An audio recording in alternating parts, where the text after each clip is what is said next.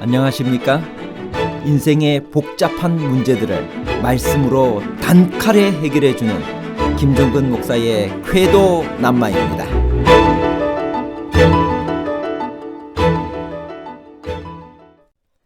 마게도냐 교인들은 환난과 많은 시련과 극심한 가난 중에서 극히 작은 부분만 헌금했나요? 아니면 오히려 풍성한 연보를 넘치게 드렸나요?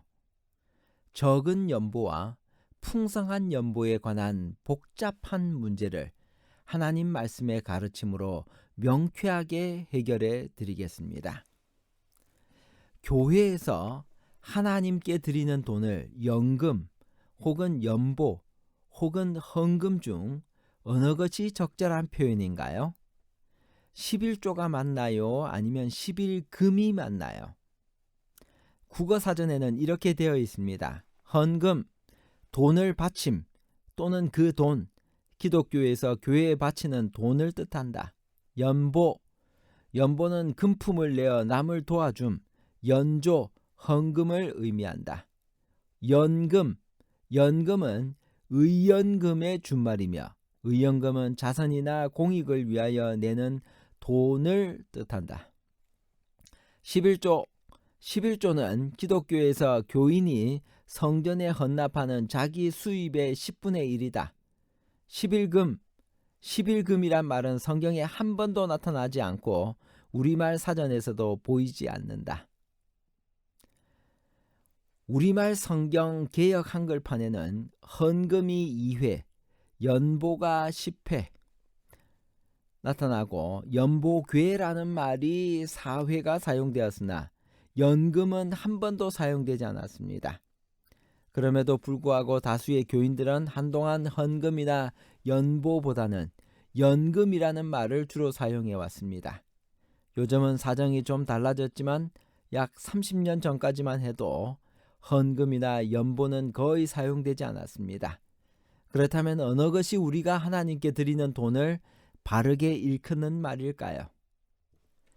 이 세 단어 중에서 연금은 하나님께 드리는 돈을 가리키기에 적합하지 않는 말입니다. 왜냐하면 하나님은 우리가 자선을 베풀거나 의연금을 드려야 할 대상이 아니기 때문입니다. 우리가 그분에게 금전이나 물품을 바치는 것은 그분이 가난하거나 재난을 당하셨기 때문이 아닙니다. 그러므로 단어의 의미상 연금은 합당하지 않습니다. 다음으로 연보에 대해 생각해 봅시다. 연보도 그 1차적인 뜻이 금품을 내어 남을 도와주는 것이므로 연금과 비슷한 의미입니다. 이 단어를 바울이 고린도 교회에 보낸 편지들에서 사용한 것을 보면 가난하거나 재난을 당한 사람들을 돕기 위해 드려진 금품을 가리키는 것이 확실합니다. 그러므로 그것은 일종의 구제금 또는 구호품이었습니다. 따라서 연보를 오늘날 우리가 드리는 헌금에다 적용하는 것은 썩 적합하지 않게 들립니다. 이 단어가 하나님의 전에 드려진 돈을 가리킬 때도 사용되었고 오늘날 다수의 개신교단에서 선호되고 있는 것도 사실입니다. 그럼에도 불구하고 연보는 하나님께 바치는 돈을 가리키는 말로서는 아무래도 적합하지 않은 것 같습니다. 헌금은 사전에서도 기독교에서 교회에 바치는 돈으로 풀이되어 있고 이 단어의 원뜻도 바치는 돈, 헌금이므로 하나님께 바치는 돈을 가리키기에도 가장 적합한 단어입니다. 성전에서 예수께서 보시는 가운데 부자들과 한 과부가 하나님께 드린 것도 헌금이라고 칭하였습니다.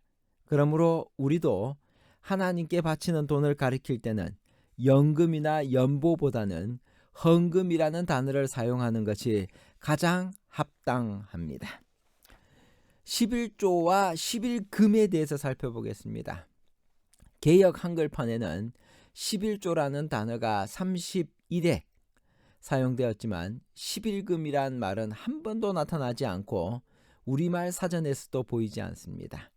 사전은 11조를 기독교에서 교인이 성전에 헌납하는 자기 수입의 10분의 1이라고 풀이해서 말하고 있습니다. 그러므로 우리는 11금이라는 말은 사용하지 말고 성경에 그렇게 자주 언급한 대로 11조라고 하는 것이 바람직합니다. 마게도냐 교인들은 어떤 환경 가운데서 후한 연보를 했나요? 고린도후서 8장 2절.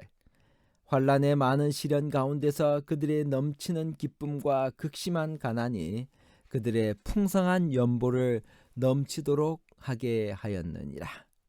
우리는 보통 먼저 살만하게 되어야 연보도 후하게 낼 수 있다고 믿습니다.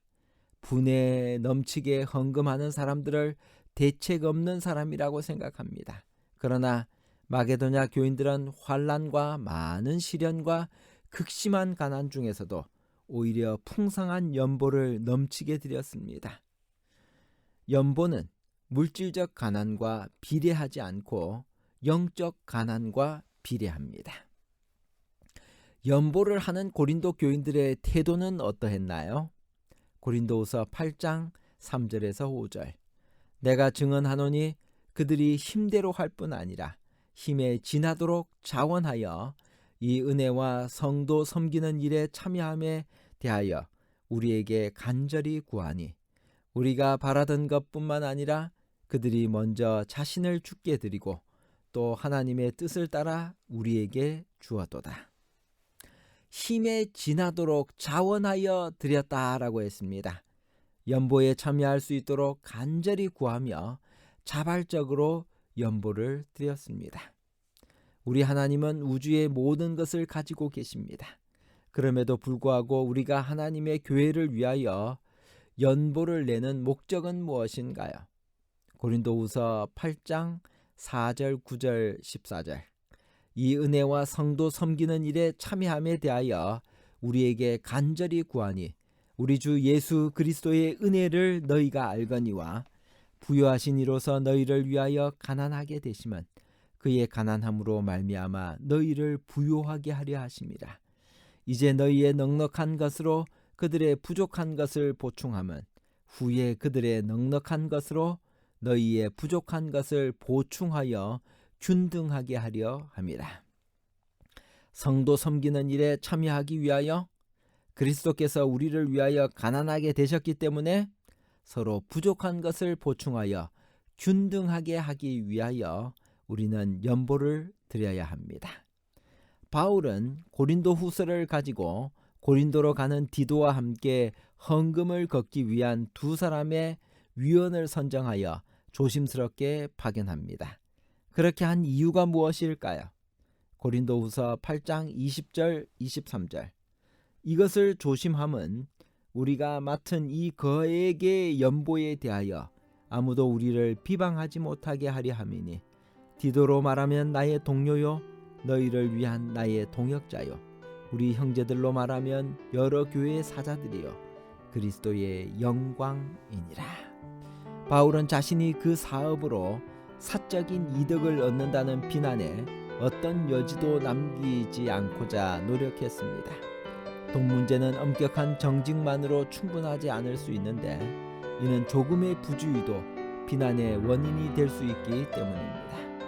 특별히 그리스도인 목회자는 돈 문제를 취급하는데 철저히 주의해야만 합니다.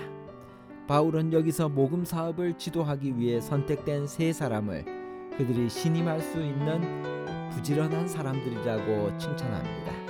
그는 고린도에 있는 어느 당파도 그들의 동기를 의심하지 않도록 그들에게 완전한 권위를 부여했습니다. 그들은 모두 완전히 신임받았기에 그에 맞게 대우받아야 했습니다. 디도가 처음으로 언급된 것으로 보아 그가 그 무리를 대표했음에 분명하며 디도는 바울의 개인적인 대표자이기도 했습니다. 이후 디도는 결국 초기 기독교에서 기둥 같은 중요한 지도자가 되었습니다. 이 세 사람은 그리스도의 개인적인 대표자로서 최고로 존경받아야 했습니다. 그들의 임무는 그리스도의 영광에까지 미칠 것이었습니다. 바울이 이 사람들을 이보다 더 크게 칭찬할 수는 없었습니다. 결론입니다. 첫째, 마게도냐 교인들은 환난과 많은 시련과 극심한 가난 중에서 오히려 풍성한 연보를 넘치게 드렸습니다. 둘째, 우리가 하나님께 바치는 돈을 가리킬 때 연금이나 연보보다는 헌금이라는 단어를 사용하는 것이 가장 합당합니다. 셋째, 헌금을 드리는 목적은 성도 섬기는 일에 참여하기 위하여 그리스도의 은혜를 갚기 위하여 어려울 때 서로 돕기 위해서입니다.